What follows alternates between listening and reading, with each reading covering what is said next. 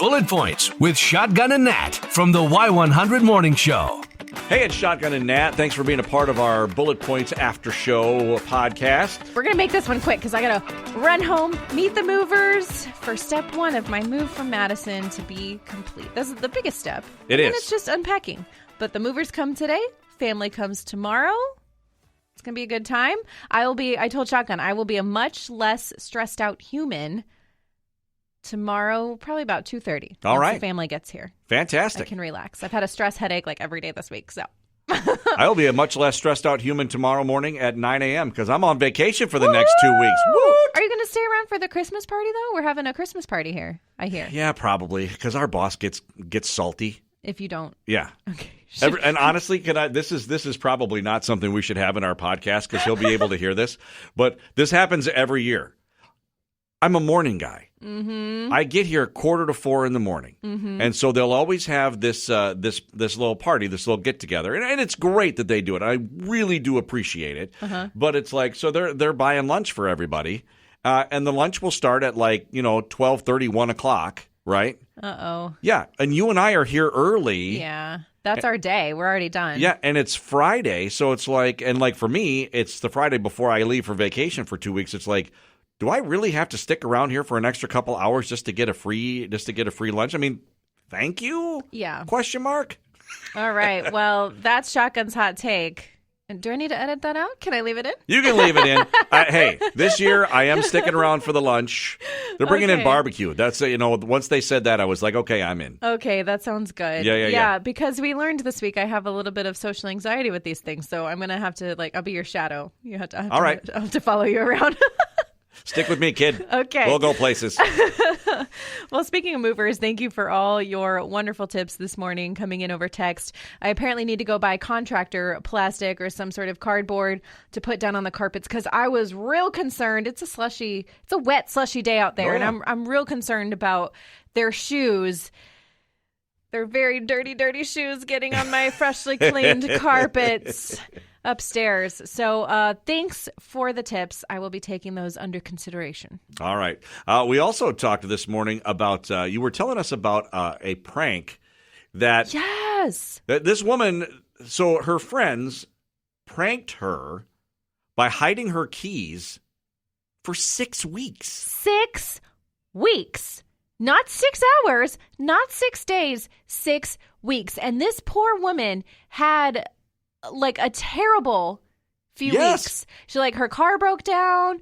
Her friend ended up having to give her dog up for adoption, so she was fostering her friend's dog. She just had a lot of personal life things happening, and still her friends were hiding the keys. And I hated how they handled it because she saw the keys finally, and she's like, "You've had them this whole time?" They're like, "Yeah, you just never asked." Isn't that? So now she's on Reddit. Can I ghost these people? And we say absolutely. Absolutely, yes. Well, and the funny thing is, I was thinking about this when we were talking about it this morning, that they're all sitting in a group text chat. It's like, she still doesn't know where they are. But wouldn't some responsible person in there be like, don't you think we should give these keys back? No, it's still funny. Every day it just keeps getting funnier. And if they're her friends, presumably they knew about all this other stuff she was going through. And that one thing would have taken a pretty major thing off her plate. Yes. I'm assuming she had an extra set of keys, but still, that's stressful when you just it's hanging out there, right? And what all is on that set of keys that you can't find? Because for me, I have a key for my office, I have a key for my house, and I have a key for my truck. That's the only thing that's on there. But if I lost those keys to my truck, you'd be screwed. I'd be like, I couldn't get into my office. Yeah. I wouldn't be able to get into my house. Yeah. Yeah, you'd be screwed. So that's not great. So we asked you to tell us about pranks that have gone too far. And, people just told us about pranks, and then we kind of decided if it was too far or not. Right. So Becky said on our wedding day, family went into the house and took out all the light bulbs. So next day we couldn't see anything in our house when we returned. That's harmless. Yeah. I think, yeah. I mean, hopefully they at least left all the light bulbs in a box somewhere. Yeah. But yeah. And I love this, and I've heard other people do this, but we also had Sarah that texted in. She said, we once removed all the labels from our friends' canned goods She was pretty mad when her daughter wanted SpaghettiOs and she opened up coconut milk. We had a friend say, friends of mine mailed me a prank box where the outside of the box says it was a box of extra small condoms and had it sent requiring a signature directly to the postal worker. So he pranked them back. He did. He did. He went online and signed them up to have Jehovah's Witnesses come over to their house. So he says, I won. I won that prank war. I feel like that is funny, but I do feel bad for the Jehovah's Witnesses that it's like, it's like that's true. A little bad. Yes, that's true. A little bad. Mm-hmm. I've never heard of this one before. This is hilarious, and I feel that you should try this on someone. Dump Kool-Aid packets into somebody's work or hunting boots. So they put them on, and their feet sweat, and their feet are stained that color for a week. Can you imagine having like purple feet, especially if you're going over to Nat's house where its shoes off are take those shoes off, and you got purple socks and purple feet. That's funny.